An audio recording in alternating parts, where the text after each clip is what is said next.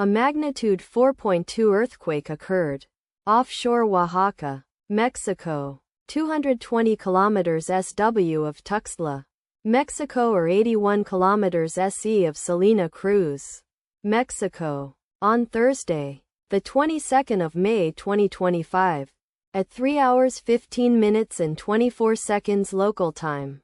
The quake had a depth of 16 kilometers and was not felt, or at least not reported so. Data source from EMSC. Did you feel it? Let us pray. May the earthquake that occurred not affect our brothers and sisters there. May the earthquake not happen again. And may God protect everyone. Amen.